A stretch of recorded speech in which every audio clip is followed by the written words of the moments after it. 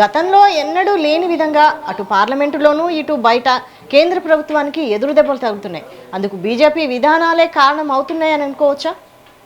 ఖచ్చితంగా ఖచ్చితంగా బీజేపీ విధానాలే కారణం. ఈ విధానాలు అనేటువంటివి రాబోయేటువంటి రోజుల్లో లేబర్ కోడ్లు అంటే కార్మికుల హక్కుల్ని హరించే విధంగా, యజమానులకు ఆ, ఊతమిచ్చే విధంగా, యజమానులు నిరంకుశంగా వ్యవహరించే విధంగా లేబర్ కోడ్లను సవరించారు. అందుకని అవి ఇంకా పూర్తిగా అమల్లోకి రాలేదు. అవి అమల్లోకి వచ్చిన తర్వాత ప్రతి ఫ్యాక్టరీ, ప్రతి వాణిజ్య సంస్థలోనూ దానికి సంబంధించినటువంటి అణచివేతలు, చర్చలు ఇవన్నీ కూడా ప్రారంభమవుతాయి. అవి ప్రారంభం అయిన తర్వాత ఏ విధమైనటువంటి ప్రతిస్పందన వస్తదనేటువంటిది మనం రాబోయే రోజుల్లో చూడాలి. ఆ ప్రతిస్పందన ఖచ్చితంగా ప్రతికూలమైనటువంటి ప్రతిస్పందనే వస్తది. అందుకని ఈ రైతాంగం రేపు వెంటనే ఇప్పుడు నరేంద్ర మోడీ సర్కారు అమెరికా తోటి వాణిజ్య ఒప్పందం కుదుర్చుకోవాలని ఆతృత పడతా ఉంది. ఈ ఆతృత బదులు పడే ముందు దీనికి ముందుగానే ఇప్పుడు వెల్లడవుతున్నటువంటి నిరసన లేదా దాని పర్యవసానాలు, డొనాల్డ్ ట్రంప్ విధిస్తున్నటువంటి పన్నులు, లేదా మన మీద తెస్తున్నటువంటి ఒత్తిడి, గడిచినటువంటి 20 సంవత్సరాల్లో ఈ ఒప్పందం అనేటువంటిది ఇవాళ ఏదో కొత్తగా నరేంద్ర మోడీ సర్కారులో ఈ 2-3 ఏళ్లలో వచ్చింది కాదు ఇది. గడిచినటువంటి 25 సంవత్సరాలుగా ఈ ఒప్పందం మన మీద రుద్దాలని అమెరికా ప్రయత్నిస్తా ఉంటే, గతంలో వాజ్పేయి సర్కారు దానికి లొంగలేదు. మన్మోహన్ సింగ్ సర్కారు లొంగలేదు.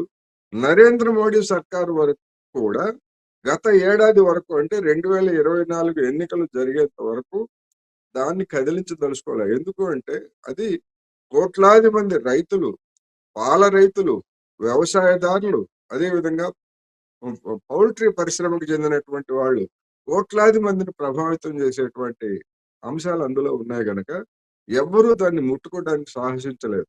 కానీ నరేంద్ర మోడీ గారు నేను చేసేస్తాను, ఒప్పందం కుదుర్చుకుంటానని చెప్పేసి గత ఏడాదిన్నర కాలంగా చేస్తున్నటువంటి హడావుడితోటి మళ్ళా మరొకసారి అది ఉద్యమాలకు నాంది పలికేటువంటి అవకాశాలు కూడా ఉన్నాయి. ఇట్లా అనేకమైనటువంటి అంశాలు, ముఖ్యంగా యువతలో నిరుద్యోగం ఈ యువతలో నిరుద్యోగం అనేటువంటిది అది కూడా ఇప్పుడు ఈ సిజేపీ ఈ విధమైనటువంటి స్పందన కలిగించడానికి యువతలో ఉన్నటువంటి నిరుద్యోగం కూడా ఒక కారణం అనేది నా అభిప్రాయం.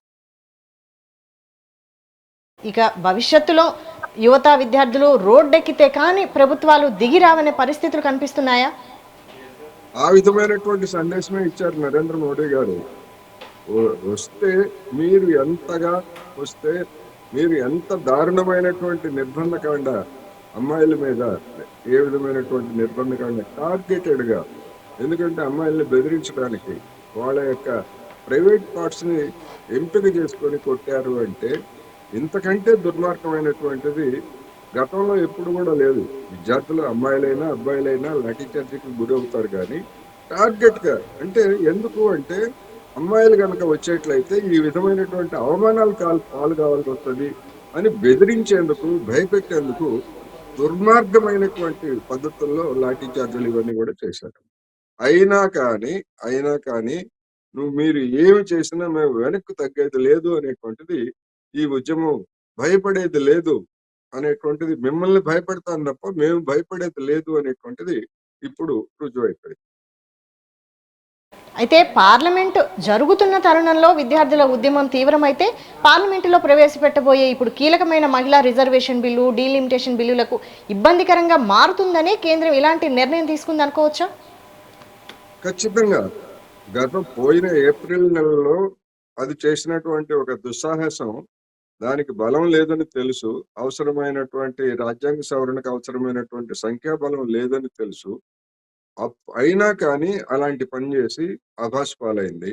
ఇప్పుడు సిజేపీ ముందుకు తెచ్చినటువంటి అంశాల్లో 5 మేనిఫెస్టోగా వాళ్ళు ప్రకటించినటువంటి అంశాల్లో ఈ డిఫెక్షన్స్, ఎన్నికల సంస్కరణలు ఇట్లాంటివి కూడా ఉన్నాయి.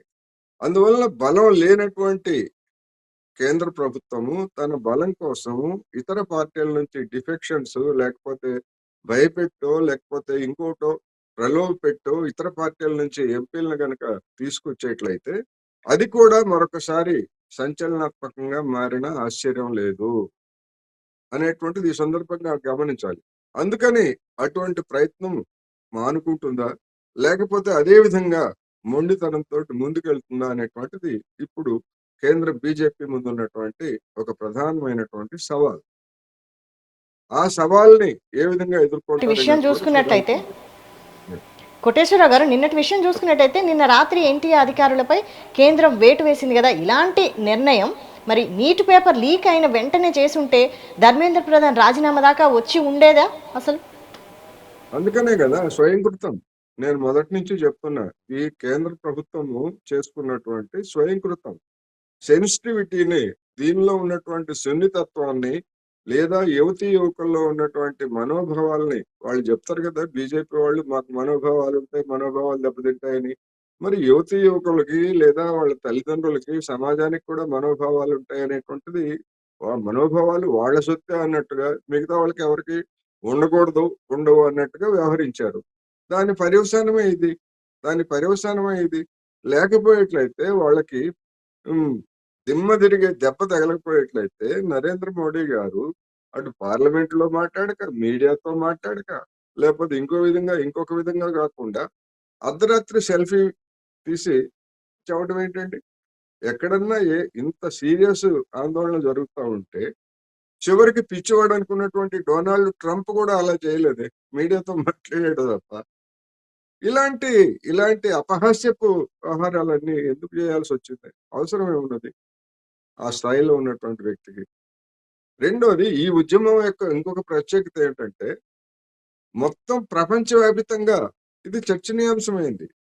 ఇంత దుర్మార్గంగా యువతీ యువకుల మీద, ప్రజాస్వామ్యబద్ధంగా నిరసన తెలిపే వాళ్ళ మీద ఇలాంటి దారుణమైనటువంటి దమనకాండ ఒక ప్రజాస్వామిక దేశంలో ఇట్లా చేస్తారా అనేటువంటిది ఒకటైతే, దీని గురించి చర్చించాలి అని మౌఖికంగా అడిగినటువంటి ఒక లాయర్ చేసినటువంటి విజ్ఞాపనకి సుప్రీంకోర్టు ప్రధాన న్యాయమూర్తి నుంచి వచ్చినటువంటి స్పందన మరింతగా ఆజ్యం పోసిందనేది మనకన్నిటికీ కనిపిస్తా ఉంది.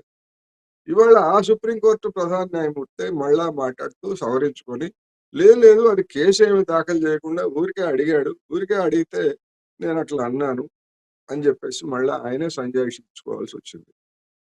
స్వతంత్ర భారతదేశ చరిత్రలో ఒక సుప్రీంకోర్టు ప్రధాన న్యాయమూర్తి ఈ విధంగా అసలు కాక్రోచ్ జనతా పార్టీ ఆవిర్భావానికి ఆయనే పురుడు పోశాడు కదా.